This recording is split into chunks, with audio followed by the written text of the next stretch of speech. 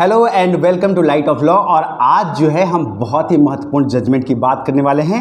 Mohammad Ahmad Khan versus Shah Bano के नाम से आप ज़्यादा जानते हैं इस केस को। ये एक ऐसा केस है जो यूपीएससी से लेकर के पुलिस कांस्टेबल तक हर तरफ बहुत ज़रूरी है। ये एक ऐसा केस है जिसमें पहली बार देश में यूनिफॉर्म सिविल कोड की मांग रखी गई थी। मतलब एक ऐसा कानून जो हिंदू मैरिज एक्ट या हिंदू लॉज, मुस्लिम लॉज, इन सब को हटा करके एक ही नियम सबके लिए हो। ये पहला केस था। ये पहला केस था जिसने पार्लियामेंट में पसीना ला दिया था।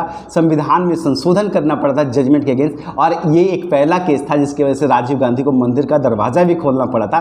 पर उस डायरेक्शन में अगर जाएंगे, ये कभी अगर आप कहेंगे तो ज़रूर लेके जाएंगे उस डायरेक्शन में, लेकिन वहाँ जाएंगे तो आपकी पढ़ाई का जो थीम है वो गड़बड़ हो जाएगा। इसलिए वहाँ नहीं जाते, हम सीधे केस पे फोकस करते हैं।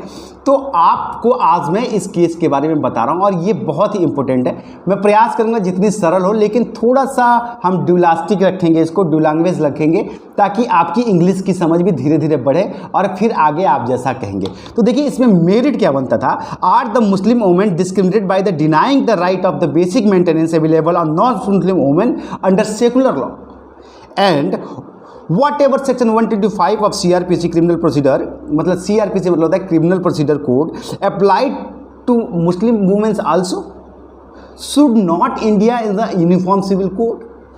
मतलब ये है कि जो राइट्स जो है, मैं आगे आऊँगा, लेकिन बेसिक सवाल ये समझ लीजिए कि इसमें सवाल ये उठा था कि क्या मुस्लिम औरतें बाकी जो देश में औरतें हैं उनसे अलग हैं?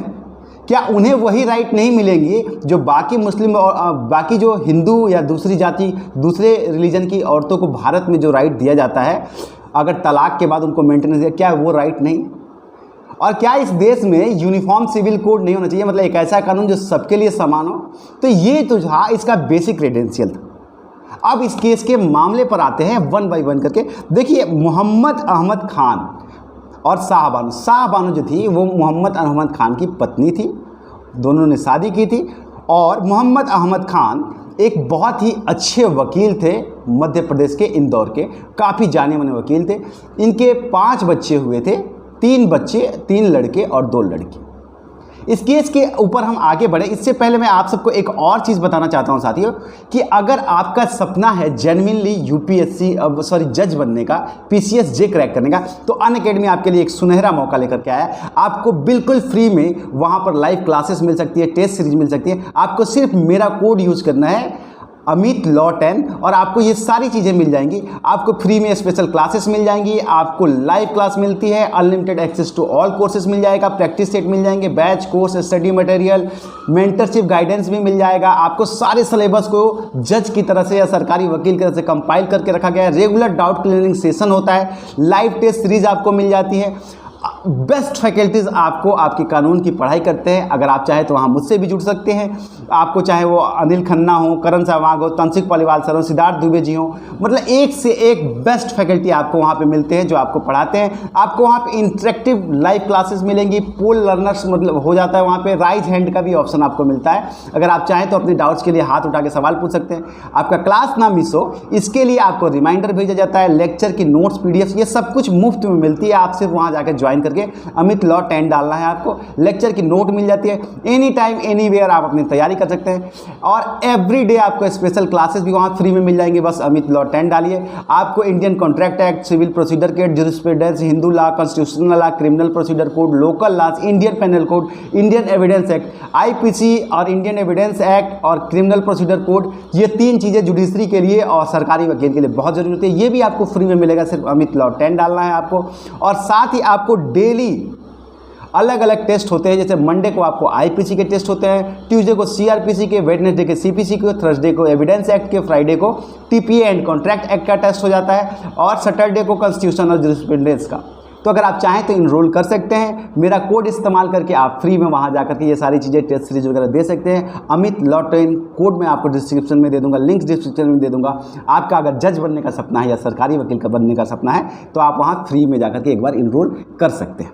अब आ जाते हैं, देखिए हम अपने केस के ऊपर, हमारा ग्राउंड क्या है। देखिए मोहम्मद अहमद खान और शाह बानो, मैंने आपको जैसा कि बताया कि इन दोनों ने मैरिज किया था।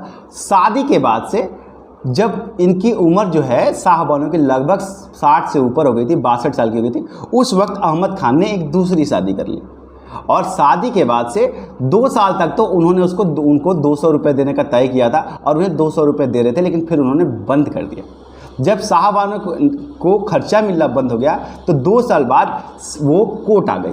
जैसे ही वो कोर्ट आई, थोड़ा सा अहमद खान को दिक्कत होने लगी और उन्होंने उसे तलाक दे दिया। और वो भी तलाक कौन सा? 3 तलाक, तलाक तलाक तलाक वर्बली बोल दिया गया, जिसको अब जो है अबेंडमेंट कर दिया गया, अबेंडन कर दिया गया, अब ये नहीं है। और जैसे ये हो गया उसके बाद ये ही मामला लेकर के वो कोर्ट आए और उन्होंने कहा कि पहले शाहबानो आई, शाहबानो को 25 रुपये, सेशन कोर्ट ने कहा कि इनको 25 रुपये हर महीने खर्चा दिया जाए, लेकिन 25 रुपये उनके 5 बच्चों और उनके लिए थोड़ा सा कम था। इस फैसले से वो नाखुश थी और वो हाई कोर्ट में चली गई।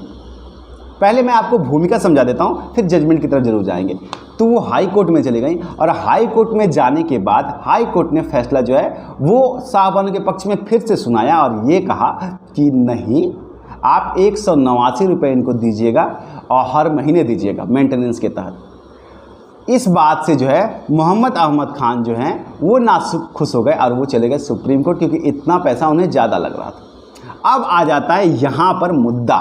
मोहम्मद अहमद खान ये कहते हैं कि चूँकि मुस्लिम लॉज ये कहता है कि एक बार शरिया के कानून के तहत अगर हमने इनको तलाक दे दिया तो इनसे हमारा कोई भी रिश्ता नहीं रहेगा, और अगर हम इनको ये पैसे देते हैं तो कहीं ना कहीं इनसे हमारा रिश्ता है, और तलाक देने के बाद भी अगर इनसे हमारा रिश्ता है, देखिए कोर्ट और ग्राउंड्स देखिए, तलाक देने के बाद भी अगर इनसे हमारा रिश्ता बचा हुआ है तो ये इस्लाम में हराम माना जाता है, गलत माना जाता है, इसलिए मैं इनको ये मेंटेनेंस नहीं दूंगा। ठीक है, ये था पूरा मामला। ऑनरेबल सुप्रीम कोर्ट ने पूरा मामला देखा। उन्होंने फिर ये सवाल भी उठा कि क्या CRPC 125 जो है वो मुस्लिम औरतों के लिए नहीं है सॉरी। तो उसके बाद से इसी बीच में जैसा कि मैंने आपको कहा कि अमेंडमेंट हो गया था, 42 अमेंडमेंट हो गया, section 4 and section 55 of the constitution, 42 amendment 1976। इसमें क्या कहा कि section 125 of the code of civil constitution 1973 put a legal obligation of the man to provide maintenance for his wife during the marriage and other divorce to. इसने बदला दिया कि सारे लोगों को, इसमें कोई मुस्लिम कोई हिंदू नहीं, सबको जो है रख दिया जाएगा। ये बदलाव कर दिया गया 42 में। ठीक है, अब इसके बाद से जो होता है कि जजमेंट आता है हाई कोर्ट के बाद सुप्रीम कोर्ट का, और जजमेंट में क्या कहा जाता है मैं पहले आपको पढ़ के समझाऊं या आपको बोल के समझाऊं। बेसिकली थोड़ा सा आप इंग्लिश की तरफ भी बढ़िए। कहता है section 125 of the code of criminal procedure appeals the Muslim the court had the religion process by the suppose has not palace in the scheme of this provisions. मतलब ये कहने का मतलब था, कोर्ट ने ये फैसला लिया कि देखिए आपकी बात सही है कि ये मुस्लिम औरत हैं, इनके ऊपर आपका शरिया कानून है जो भी है, लेकिन इससे पहले ये इस देश की नागरिक हैं। सुप्रीम कोर्ट ने ये कहा कि इससे पहले ये इस देश की नागरिक हैं, और इस देश की नागरिक होने के नाते सबसे पहले इस देश के सारे कानूनों पर इनका अधिकार है, इनके अपने मूल अधिकार हैं, और इससे इनको वंचित नहीं किया जा सकता। और आपको मेंटेनेंस देना होगा क्योंकि ये आपकी पत्नी है, और हम जो है आपके शरिया कानून के तहत हुए तलाक को पूरी तरह से नहीं मानते हैं और आपके इस दलील को खारिज करते हैं। ठीक है, इस दलील को खाली और कहा कि साफ साफ कहा wife is including a divorce wife is does not exclude Muslim women from it scopes.